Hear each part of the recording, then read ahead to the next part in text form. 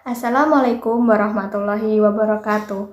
Kami dari kelompok 3 akan mempresentasikan materi tentang anggaran penjualan dengan dosen pengampu Ibu Citra Mulyasari, SESYME.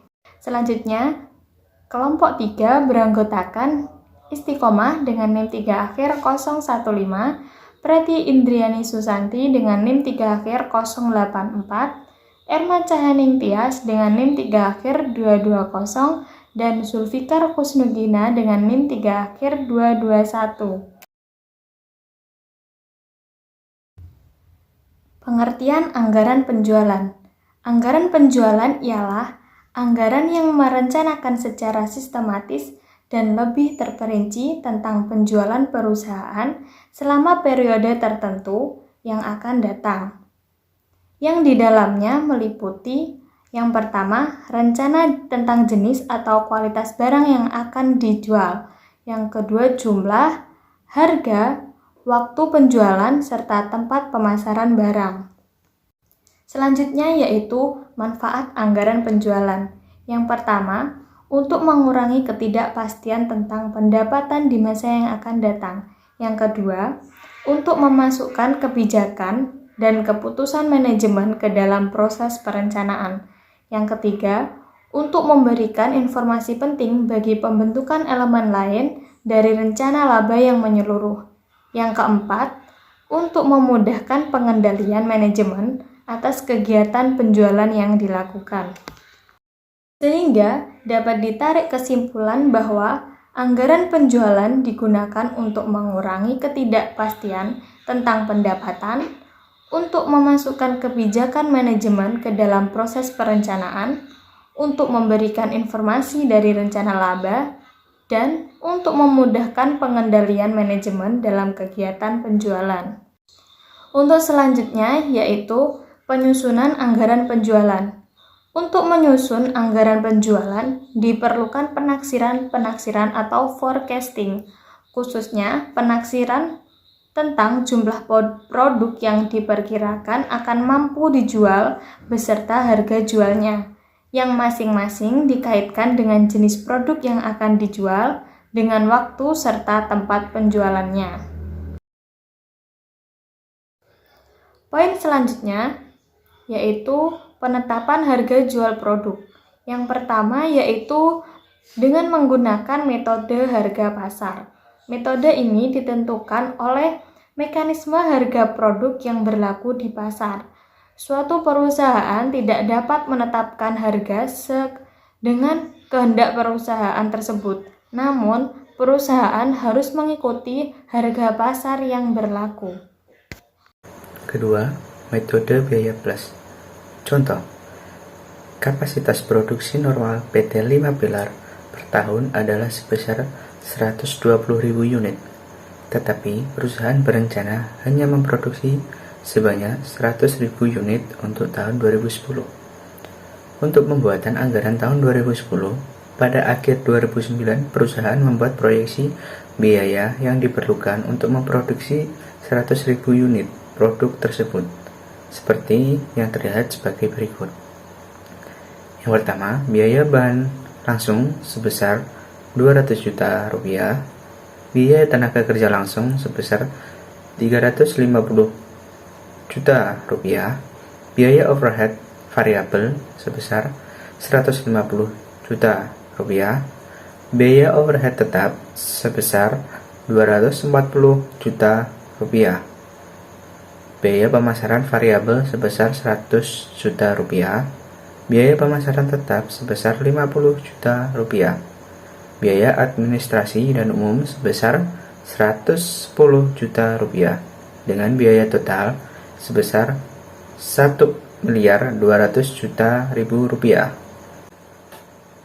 Pada slide kali ini, manajemen PT 5 Pilar sedang mempertimbangkan untuk menetapkan harga jual produk dengan metode biaya plus. Jika perusahaan merencanakan menetapkan harga jual produknya dengan cara metode biaya total plus 20%, maka akan menghasilkan harga jual produk sebesar dengan rincian sebagai berikut. Penjualan total sama dengan biaya total plus 20% sama dengan 1.200.000.000 ditambah 20% dikalikan dengan 1.200.000.000 sama dengan 1.200.000.000 ditambah 240 juta menghasilkan 1.440.000.000. Harga jual per unit didapatkan dengan cara 1.440.000.000 rupiah dibagi dengan 100.000 unit sama dengan 14.400.000 rupiah per unit. Jika perusahaan merencanakan menetapkan harga jual produknya dengan metode biaya produksi plus 40%, maka akan menghasilkan perhitungan sebagai berikut. Biaya bahan langsung sebesar 200 juta rupiah, biaya tenaga kerja langsung sebesar 350 juta rupiah, biaya overhead variabel sebesar 150 juta rupiah, biaya overhead tetap sebesar 240 juta rupiah, biaya produksinya sebesar 940 juta rupiah. Untuk menghasilkan 100.000 unit produk, perusahaan menganggarkan biaya produksi total sebesar 940 juta rupiah. Maka, harga jual produk perusahaan ditetapkan sebesar penjualan total, yakni biaya produksi total plus 40%, menjadi 940 juta rupiah, ditambah dengan 40% dikalikan 940 juta, menjadikan 940 juta ditambah dengan 376 juta, yang mempunyai hasil 1.316 juta, dengan harga jual per unit sebesar 1.360 juta dibagi dengan 100.000 unit, menghasilkan 13.100 rupiah per unit. Jadi, dengan menggunakan metode biaya total plus dan metode biaya produksi plus, akan menghasilkan harga jual produk yang berbeda. Yang ketiga, metode margin kontribusi. Contoh, PT 5 Pilar di dalam kasus sebelumnya memiliki kapasitas produksi normal sebesar 120.000 unit per tahun. Sedangkan untuk tahun 2010, perusahaan hanya berencana menghasilkan produk sebanyak 100.000 unit. Tetapi, perusahaan memiliki peluang untuk membuat produksi tambahan dan menjual sebanyak 20.000 unit jika ada pesanan tambahan dari pelanggan di Malaysia. Untuk memungkinkan pesanan tambahan sebanyak 20.000 unit ini, perusahaan membuat taksiran biaya sebagai berikut. Biaya bahan langsung sebesar 40 juta rupiah, biaya tenaga kerja langsung sebesar 70 juta rupiah, biaya overhead variabel sebesar 30 juta rupiah, biaya pemasaran variabel sebesar 20 juta rupiah, sehingga total biaya variabel sebesar 160 juta rupiah. Karena untuk menghasilkan 20.000 unit produk tambahan, perusahaan menganggarkan biaya variabel total sebesar 160 juta rupiah, maka harga jual produk perusahaan ditetapkan sebesar penjualan total, yakni biaya variabel total dikali 25%. Sehingga 160 juta rupiah ditambah 25% dikalikan dengan 160 juta menghasilkan 200 juta rupiah, dengan harga jual per unit sebesar 200 juta rupiah dibagi dengan 20.000 unit, menghasilkan 10.000 rupiah per unit. Yang keempat, metode laba maksimal. Contoh, PT Jaya Makmur memproduksi suatu barang dengan kapasitas sebesar 140.000 unit per tahun. Jumlah biaya total akan dikeluarkan untuk menghasilkan seluruh produk tersebut adalah sebesar 300 juta rupiah, sedangkan biaya variabel yang diperlukan untuk menghasilkan produk tersebut diperkirakan sebesar 7.000 rupiah per unit. Manajemen perusahaan sedang mempertimbangkan harga jual yang tepat untuk produk tersebut. Agar laba usaha total yang akan diperoleh perusahaan optimal, bagaimana pemasaran perusahaan yang memperkirakan perubahan harga jual produk akan mempengaruhi secara langsung jumlah produk yang akan terjual. Taksiran bagian pemasaran sebagai berikut. Harga 16.000 dengan volume 60.000. Harga 14.000 dengan volume 80.000. Harga 12.000 dengan volume 100.000. Harga 10.000 dengan volume 120.000. Dan yang terakhir, harga 8.000 dengan volume 140.000. Jika perusahaan menetapkan harga jual dengan metode laba maksimal, maka akan menghasilkan perhitungan sebagai berikut. Semisal harga jualnya 20.000, volume penjualan 20.000, maka menghasilkan nilai penjualan sebesar 400 juta. Nilai penjualan didapat dari harga jual dikali dengan volume. Lalu biaya variabel merupakan hasil kali antara variabel per unit dikali dengan volume. Diketahui variabel per unitnya 7.000 dikali dengan volumenya 20.000 menghasilkan biaya variabel sebesar 140 juta. Dan biaya tetap seperti yang ada di soal sebesar 300 juta. Kemudian laba rugi didapat dari selisih antara nilai penjualan dikurangi dengan biaya, yang dimana biaya tersebut merupakan jumlah dari biaya variabel ditambah dengan biaya tetap. Sehingga nilai penjualan sebesar 400 juta dikurangi biaya keseluruhan sebesar 440 juta menghasilkan rugi sebesar 40 juta karena nilai penjualan lebih kecil daripada biaya. Dan begitu juga untuk perhitungan seterusnya. Lalu yang kelima ada metode tingkat pengembalian atas modal. Terkadang perusahaan menetapkan terlebih dahulu besarnya tingkat pengembalian atas modal yang ditanamkan di dalam suatu bidang usaha sebagai dasar untuk menentukan harga jual produk yang dihasilkan perusahaan tersebut. Tingkat pengembalian yang diharapkan oleh para penanam modal perusahaan mengharuskan perusahaan menggunakannya sebagai dasar untuk menetapkan harga jual produk pada kapasitas produksi yang dimiliki oleh perusahaan. Sebagai contoh, PT Primaniaga adalah sebuah perusahaan produsen pemanas air listrik. Total biaya yang digunakan oleh perusahaan ini adalah sebesar 500 juta rupiah dengan tingkat pengembalian investasi atas modal sebesar 20%. Volume produksi dan volume penjualan yang direncanakan adalah sebesar 50.000 unit produk, sedangkan biaya yang dikeluarkan untuk memproduksi seluruh produk tersebut adalah sebesar 320 juta rupiah. Berdasarkan tingkat pengembalian investasi atas modal tersebut, maka harga jual per unit pemanas air listrik adalah sebagai berikut. Harga jual sama dengan total biaya ditambah tingkat pengembalian modal dikali modal dibagi volume penjualan, sama dengan 320 juta ditambah 20% dikali 500 juta dibagi 50.000, menghasilkan 8.400 rupiah per unit. Pembuktian, penjualan sebesar 50.000 unit dikali dengan 8.400 rupiah per unit menghasilkan 420 juta rupiah. Dikurangi dengan total biaya 320 juta rupiah menghasilkan laba sebesar 100 juta rupiah karena pengembalian investasi atas modal 20% dari 500 juta yaitu sebesar 100 juta rupiah. Kemudian, beberapa hal yang perlu diperhatikan dalam penyusunan anggaran penjualan. Yang pertama, rincian jumlah dan jenis produk perusahaan.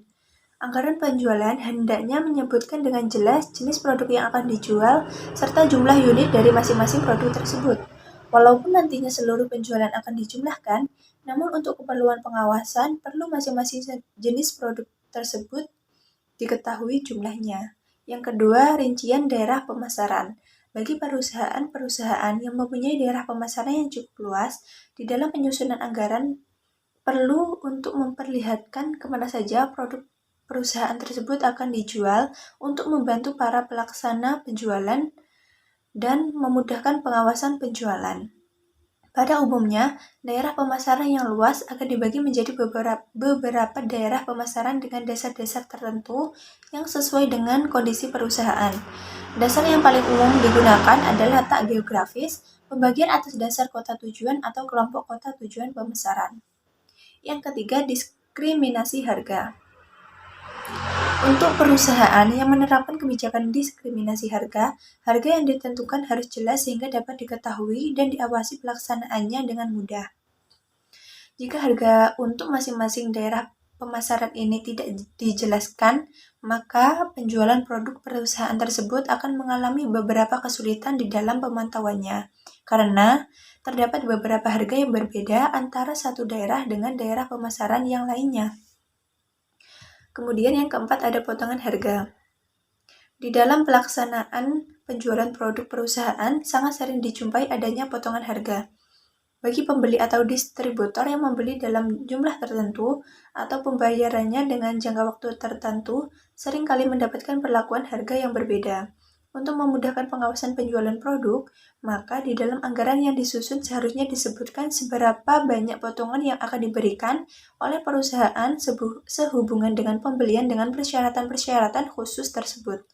Pengawasan pemberian potongan pembelian ini akan lebih mudah apabila perusahaan telah mempersiapkan di dalam anggaran yang disusun. Bagi perusahaan-perusahaan di mana potongan pembelian ini merupakan hal yang rutin, misalnya dihubungkan dengan waktu pembayaran, maka lebih baik bila anggaran penjualan yang disusun tersebut dilengkapi dengan anggaran potongan pembelian. Pelaksanaan penyusunan anggaran ini dapat disusun sendiri atau digabungkan dengan anggaran penjualan. Kemudian, yang terakhir ada rincian periode penjualan. Pada umumnya, anggaran penjualan ini disusun untuk satu periode atau 1 tahun. Namun untuk keperluan perencanaan, koordinasi dan pengawasan, anggaran penjualan yang disusun dilengkapi dengan rincian penjualan bulanan. Pada perusahaan yang mendasarkan penyusunan anggaran penjualan daripada pengecer, agen, dan distributor, tidak jarang disusun perencanaan penjualan produk perusahaan per bulan dahulu, kemudian dijadikan perencanaan tahunan. Namun bagi perusahaan yang menyusun peramalan penjualan tahunan, pada umumnya pemecahan perencanaan penjualan bulanan ini akan dilaksanakan atas dasar pola penjualan bulanan yang telah ada dari beberapa periode yang telah lalu. Atas dasar pola ini, ditentukan berapa besarnya jumlah penjualan per bulan pada periode yang bersangkutan. Contoh soal penyusunan anggaran penjualan. Diketahui informasi penjualan keripik balado Siti Nurbaya dari tahun 2001 sampai dengan tahun 2005 dalam satuan unit adalah sebagai berikut. Tahun 2001 penjualan sebesar 110.000 sampai dengan tahun 2005 penjualan sebesar 165.000. Penjualan tersebut adalah penjualan dari dua macam produk yang dihasilkan usaha keripik balado, yaitu keripik balado pedas dan keripik balado manis. Berdasarkan data di atas, susunlah anggaran penjualan tahun 2006 jika yang pertama menggunakan tren atau metode least square, yang kedua perbandingan jumlah produk A dan produk B adalah 2:3, yang ketiga harga jual produk keripik balado pedas sebesar Rp150 per unit dan keripik balado manis sebesar Rp200 per unit, dan yang terakhir anggaran penjualan tahun 2006 berdasarkan triwulan. Selanjutnya yaitu langkah-langkah penyelesaian. Yang pertama, menentukan tingkat penjualan tahun 2006 dengan melakukan peramalan menggunakan metode trend least square. Diketahui jumlah tahun atau N sama dengan 5. Dapat dilihat pada tabel pada tahun 2001 sampai dengan 2005, total penjualan atau sigma Y sama dengan 675.000. Sedangkan sigma XY sama dengan 140.000 dan sigma X kuadrat diperoleh 10.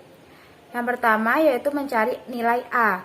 A sama dengan sigma Y dibagi N sama dengan 675.000 dibagi 5 sehingga diperoleh hasil 135.000. Yang kedua mencari B yaitu dengan rumus sigma XY dibagi X kuadrat sama dengan 140.000 dibagi 10 sehingga diperoleh 14.000. Maka Y atau penjualan sama dengan A ditambah BX. Y sama dengan 135.000 ditambah 14.000 X.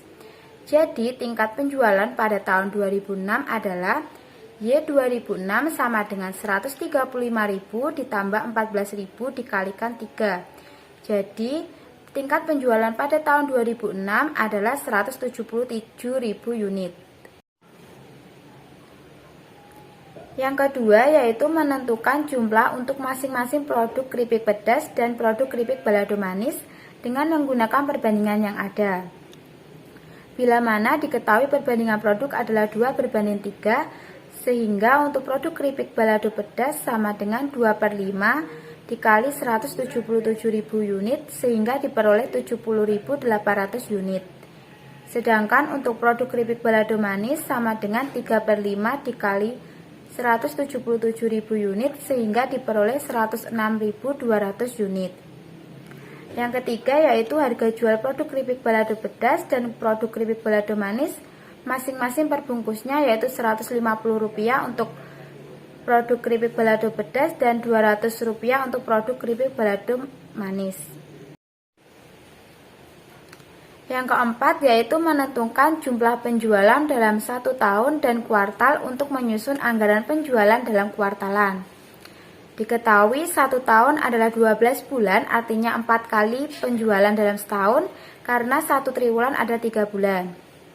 Jumlah per triwulan pada produk keripik balado pedas sama dengan 70.800 dibagi 4, sehingga diperoleh 17.700 unit. Sedangkan untuk per bulannya yaitu 17.700 dibagi 3 sama dengan 5.900 unit. Sedangkan jumlah per triwulan pada produk keripik balado manis yaitu 106.200 dibagi 4, sehingga diperoleh 26.550 unit. Sedangkan untuk per bulannya yaitu 26.550 unit dibagi 3, sehingga diperoleh 8.850 unit. Berikut ini merupakan tabel anggaran penjualan pada keripik usaha Balado Siti Nurbaya pada tahun 2006. Dapat dilihat pada tabel bahwa pada triwulan pertama, yaitu bulan Januari, Februari, sampai Maret, produk A menjual 5.900 unit dengan harga per unitnya Rp150, sehingga total per bulannya penjualannya yaitu 885.000. Sedangkan untuk produk B yaitu 8.850 unit dengan harga per unitnya Rp200, sehingga diperoleh hasil penjualan Rp1.770.000 untuk tiap bulannya. Sedangkan pada triwulan kedua sampai dengan keempat, produk A menjual 17.700 unit dengan harga per unitnya Rp150 dengan total penjualan masing-masing triwulan yaitu Rp2.655.000. Sedangkan untuk produk B masing-masing 26.550 unit dengan harga per unitnya Rp200, sehingga diperoleh hasil penjualan Rp5.310.000. Sehingga untuk total keseluruhan penjualan pada produk A yaitu Rp10.620.000, sedangkan untuk produk B Rp21.240.000. Demikianlah presentasi dari kelompok 3 mengenai anggaran penjualan. Mungkin apabila ada yang kurang paham bisa ditanyakan, dan mohon maaf yang sebesar-besarnya apabila ada kesalahan kata. Wassalamualaikum warahmatullahi wabarakatuh.